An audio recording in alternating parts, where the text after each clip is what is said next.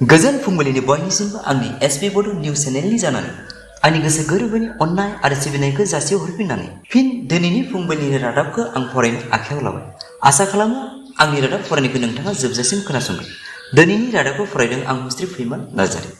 थांनाय 14 एप्रिल 2023 खालारखालि 11,298 सा बिहु मोसाखावरिफोरखौ मोसानाय दिन्थिफुंनानै जिनिस वर्ल्ड रेकर्ड सोरजिखांनायनि उनाव फिन आसामा 5 मास 3 साननि उनाव थामहिनबा 17 सेप्तेम्बर खालारखालि 1 कौटि दंफां फुलि गायनानै फिन आसामखौ वर्ल्ड रेकर्ड खालामनो थांगासिनो दङ। नाथाय बेनि अनगायैबो आसाम सरकारा गासै 9टा वर्ल्ड रेकर्ड खालामगोन होनना सुलुङाव फोरमायो। बेनिनो 3टाया गोदान वर्ल्ड रेकर्ड आरो 6टाया गोजाम वर्ल्ड रेकर्ड सिफायनाय। सुलुङाव फोरमायनाय बादिब्ला वर्ल्ड रेकर्ड नायबिजिरग्रा हानजा बिथांमोना अलरेडि आसामाव सफैखाबाय। बेनि थाखाय 47,38,467 सा सुबुङा पर्टेलनि गेजेरजों दंफां गायनो थाखाय गावबा गावनि मुंफोरखौ रेजिस्ट्रेसन खालामखाबाय होननाबो सुलुङाव फोरमायो। बे लेखायै 9 खालारखालि 3 लाख दंफां फुलिजों खानापारायाव बिश्व रेकर्ड खालामनो थाखाय थाम-थिम खालामखाबाय होननाबो खौरां बिजोंनि गेजेरजों फोरमायो। 10 खालारखालि दंफां फुलि राननानैबो गुबुन मोनसे रेकर्ड खालामनायनि थांखि आसामा लायो। बिब्दिनो 17 खालारखालि 24 घन्टानि गेजेराव 1 कौटि दंफां फुलि गायनानै बिश्व रेकर्ड खालामगोन होनना आसाम सरकारा थांखि फोसावो। बेराफारसेथिं 14 खालारखालि अदालगुरियाव 24 घन्टा दंफां फुलि गायनानै मोनसे रेकर्ड, 15 खालारखालि नाहरकटियाव 1 घन्टा दंफां फुलि गायनानै गुबुन मोनसे रेकर्ड आरो 17 खालारखालिनो शिबसागराव 50,000 दंफां फुलि गायनानै गुबुन मोनसे रेकर्ड खालामनाय जागोन होनना सुलुङाव फोरमायबावो। दिनै बृहस्पतिबार थामहिनबा सेप्तेम्बर 7 खालार दिनै 300 कौटि रांनि बाजेटनि शाहरुख खाननि जवान फिल्मखौ रिलिज खालामबाय। सोमोनांथावना बाथ्रा दि रिलिज खालामनायनि आगोलावनो टिकेट हिसाबै 50 कौटि रांनि अलरेडि टिकेट फानजानाय बे फिल्माव केनि बसुमतारी मुंनि सासे फिल्म डाइरेक्टरा शाहरुख खानजों फाव खालामफायो। बिथाङा बे फिल्माव शाहरुख खानआ डाबल रुल हिसाबै सासे रिटायार्ड कामान्डारनि फाव लादोंमोन आरो बे फावजोंनो लोगोसे केनि बसुमतारी बिथाङाबो फाव खालामफायो। बिथाङा मैया गिबि खौरां बिजोंनि गेजेरजों मोगा-मोगि लानायाव बुङोदि थारै रेड चिली फिल्म प्रडाक्शननिफ्राय जेब्ला बिथांनिसिम फन फैदोंमोन अब्ला बिथाङा माब्लाबाबो फोथायनो हायाखैमोन। थारै बेखौ बिथाङा गेदेर फ्रड होननानैसो सानदोंमोन।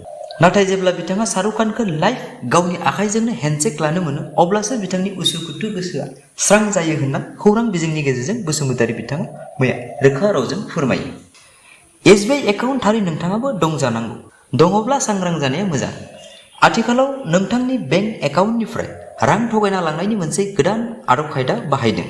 बिथांमोना AI थामहिनबा आर्टिफिशियेल इन्टेलिजेन्स जानानै नोंथांनि फनाव नोंथांनि नखरनि मानसि जानानै खैफोदाव गोग्लैदों होननानै रां बियोब्ला माब्लाबाबो गोरलै रां हरनो नाङा होनना भारत सरकार आरो एसबिआइआ फोसावो। थारै नोंथांखौ फन खालामनानै बेबायदि हरखाब रां बियोब्ला लोगोसे नोंथांनि गोनां डकुमेन्ट्सफोरखौ बियोब्ला गोख्रै 1930 थामहिनबा नेशनेल साइबार क्राइमनि बे नम्बराव फन खालामनो खावलायो। आथिखालाव फ्राय 90% सुबुंनि नखराव LPG गेस दङ। ओंखायनो बे गेसनि कार्डखौ फैगोन 30 सेप्तेम्बरनि गेजेरावनो आधार KYC आपडेट खालामनो थाखाय IOCआ मोनसे मेसेज फोसावदों।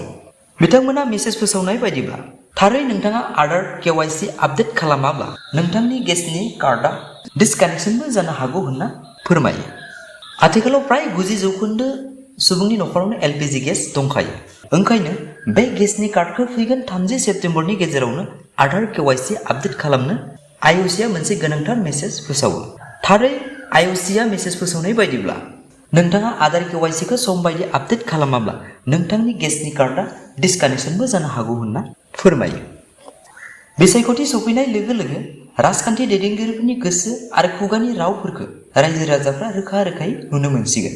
थिग बेबायदिनो मोनसे समनि मुंदांखा BPFनि दैदेनगिरि इमानुएल मुसाहारि बिथाङा खौरां बिजोंनि सिगाङाव रोखा रावजों फोरमायोदि बिथाङा बावैसो साननि उनावनो थामहिनबा नभेम्बर मासनि गेजेरावनो BPF राजखान्थि हानजानि जानानै फिन खामानि मावफिनसिगोन आरो बेनि थाखाय हाग्रामा महिलारि बिथांजों गोबांबार बाथ्रा रायज्लायनाय बाथ्राखौबो बिथाङा फोरमायो।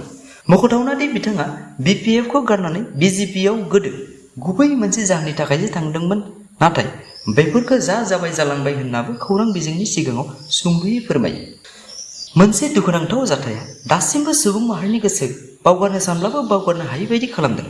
थांनाय आगष्ट 16 खालार खालि जालांनाय जयपुर जिल्लानि पलाटपुर गामिनि जयतिसनाथ जेन बिथांमोननि साखाथिजोंनो थांनाय बिरुपा मुंनि दैमायाव बिथाङा जि सुबाय थानाय समावनो हरखाब मासे गोलेरा बिथांखौ अरनानै लाना थाङो आरो दैयाव जाहैयो।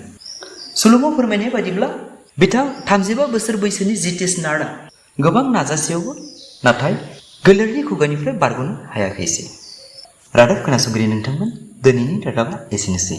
अन्नानै नोंथाङा आंनि रादाबखौ जोबजासिम खोनासंनायनि थाखाय आंनि गोसो गोरबोनि अननाय आरो सिबिनायखौ फिन नोंथांनिसिम जासिहरफिननानै नोंथाङा दिनैसिमबो आंनि रादाब एसपि बड' निउसखौ साबस्क्राइब खालामाखैबा अन्नानै साबस्क्राइब आरो रादाबखौ मोजां मोनदोंब्ला लाइक आरो शेयार खालामनो गुरै खालामहरनाय जाबाय। एसेनोसै, गोजोन्थों।